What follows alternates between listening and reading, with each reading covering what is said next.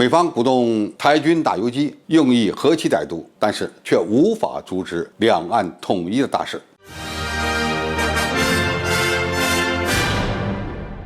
近日，美国空军一个核武器专家在社交媒体上倡议说，美国应该帮助台军依托岛上丛林、山区和城市建筑，以解放军展开游击战，还得意洋洋地宣称这将是一个无法破解的难题。此前，五角大楼负责特种作战的一位代表在美国参议院听证会上声称，强烈建议美军派遣陆战队的特种兵赴台，对岛内的军事人员的游击战术进行指导和训练。他强调，特种作战才是未来对付解放军武统的关键所在。台军自2005年起，也在汉光演习中加入了巷战的内容，而且呢，他们还在持续不断地勘察地形，扩充特战力量。如果再结合美军大约有一支24人的特遣人员进驻台湾近1年这件事儿，以帮助台湾地区的陆军、海军训练特种作战，那很可能呢就是在落实这一计划。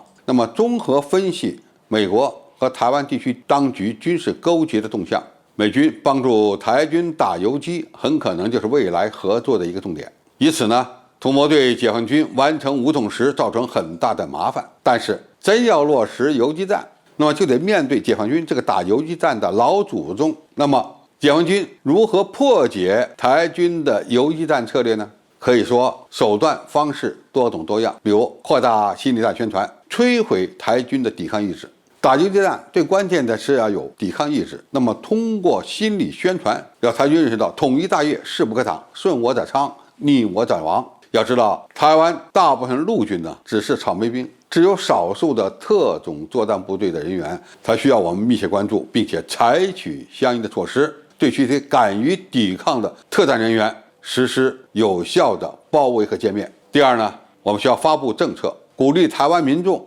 与这些台独分裂分子和顽固的抵抗分子割裂，避免台军绑架台湾的民众，比如要求民众主动挂5星红旗，帮助解放军标注台军目标，并且呢，让他们要远离台军的目标，以避免不必要的连带伤亡。第三呢，解放军要加强特种作战力量的发展，而这个呢，应该说我们已经做了几十年的工作。中国解放军各个军兵种的特战力量其实现在都是非常强的，这就为登陆作战、特种作战、城市巷战做好了细致周密的准备工作。而这样的训练我们一直在持续展开。第四呢，是要加强情报的收集、处理和及时的分发，大力发展各种各样不同类型的精确打击武器，在城市巷战或者是丛林战中，采用这些现代化的精确制导武器，对敌方的目标实施清剿，可以尽量的避免伤及无辜。第五，要加紧开发各种各样先进的智能化水平比较高的无人作战平台，比如说无人作战车辆、察打一体无人机等等。那么通过这些智能化的作战机器人，快速的侦查、探测和消灭一切敢于抵抗的分子，这也是我们在解放台湾过程中降低双方伤亡人数的一个有效手段。一旦在未来武统台湾的过程中，不管台军会采取什么样的对抗措施，其最终的结果应该说都不可能阻挡两岸统一的大业。好，今天的介绍就到这里，谢谢大家收看，我们下期再见。